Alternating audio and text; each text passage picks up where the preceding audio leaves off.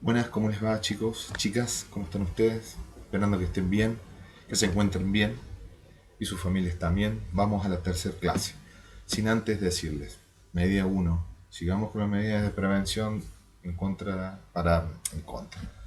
Sí es en contra del coronavirus, en realidad. Lavando nuestras manos, tengamos cuidado. Esto no ha terminado. Va a terminar, pero tenemos que cuidarnos todavía. Segunda cosa, nuestra carpeta, nuestro cuaderno y a tomar notas de la clase. Recuerden que la vamos a controlar. En esta clase, que es la clase número 3 del objetivo de aprendizaje que vamos a ver, que estamos viendo sobre el movimiento rectilíneo uniforme y todas sus variables, hoy nos vamos a centrar en el último punto teórico que tengo, porque ya después de aquí vamos a empezar a ver el movimiento rectilíneo y las distintas variables para calcularlo, o sea, vamos a entrar en fórmulas. ¿Ya? Voy a tomar el tema de libros, o sea, voy a tratar de hacerlo rápida la clase, en términos de no hablar mucho, pero va a ser gráfico porque vamos a usar el libro de clases. ¿Ya? Sin antes decirle que tomen su cuaderno y vamos a hacerlo a la clase.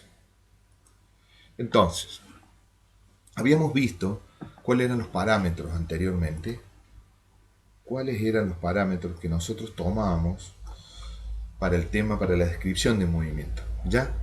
Que es la posición, ¿ya? Como una como primer medida y el desplazamiento. Por ejemplo, ¿cómo sabemos que un cuerpo se movió? Porque cambió de posición o se desplazó por un lugar. Entonces, recordemos que la posición de un cuerpo nos da información respecto de su distancia al punto de referencia.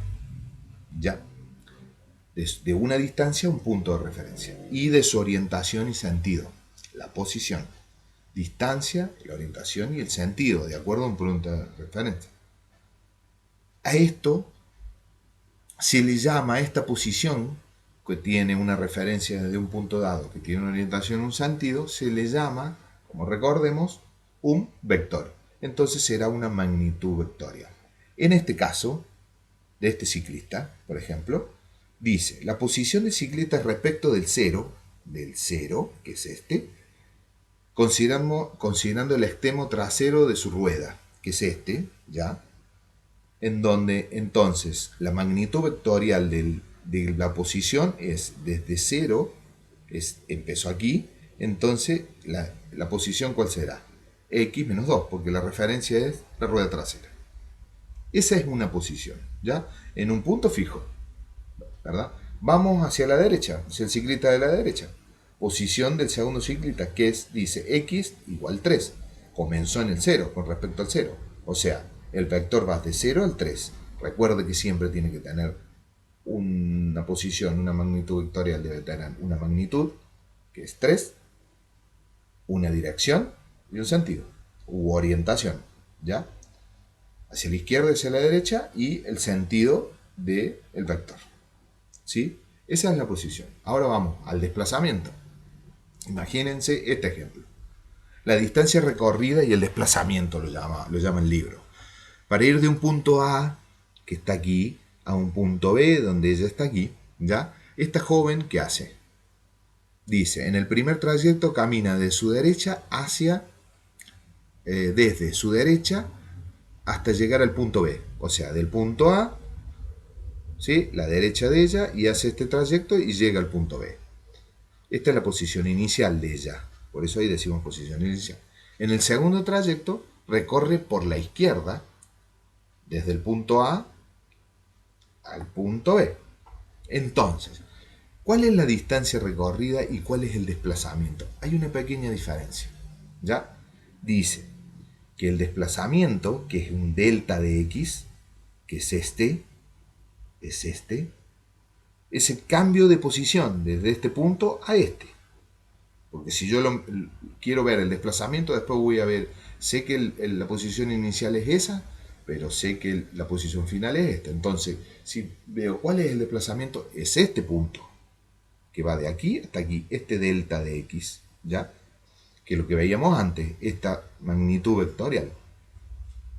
Independiente de la distancia que recorrió, no importa, porque yo estaba en el punto cero y después este como veíamos, puede ser más 3 o menos 3 el ejemplo del ciclista.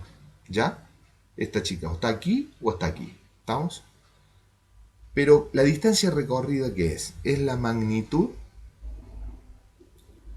o el trayecto. Es el trayecto en sí, porque la distancia recorrida es la longitud del trayecto. Es decir, esta longitud. ¿Cuánto mide en metros esto? ¿Ya? Yo puedo determinar cuánto mide en metros esto, pero a través de dos posiciones distintas.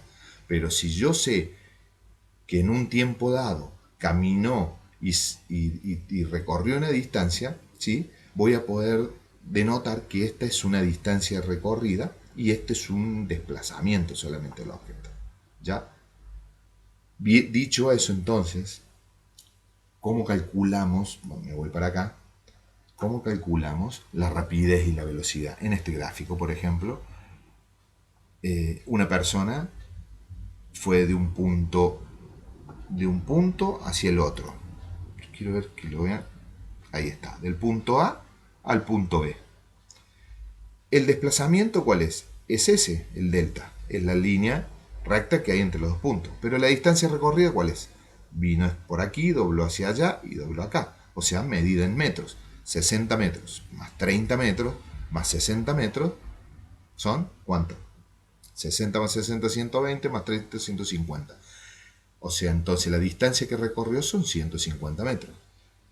Si me respondo, ¿cuál fue el desplazamiento? El desplazamiento fue el vector que va punto cero aquí con dirección y sentido hacia allá. ¿Verdad? Que pasa por aquí y es una línea recta. ¿Estamos? Entonces, cuando yo voy a calcular, ¿sí? ¿Sí? Dice aquí como nota, que lo debemos tener en cuenta. Es habitual pensar que los conceptos de rapidez y velocidad son lo mismo. O sea, pensando en la distancia recorrida y el trayecto y el desplazamiento, ¿verdad?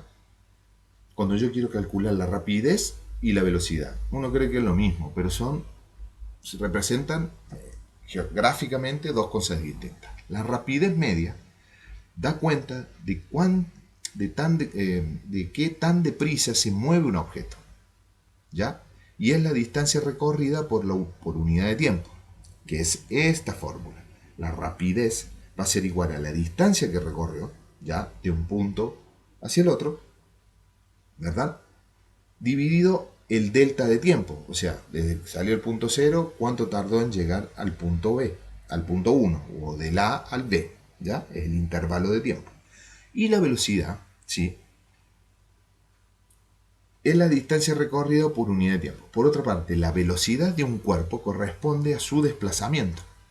Entonces, la rapidez media corresponde al cambio de posición, si ustedes lo ven aquí, ¿sí? De un punto al otro, que me da una magnitud vectorial, me da en metros, me da una distancia que recorrí, pero la velocidad, ¿sí? Tiene la particularidad de que mide el desplazamiento, o mide los dos deltas, tanto en metros de un punto a otro como en tiempo de un punto a otro.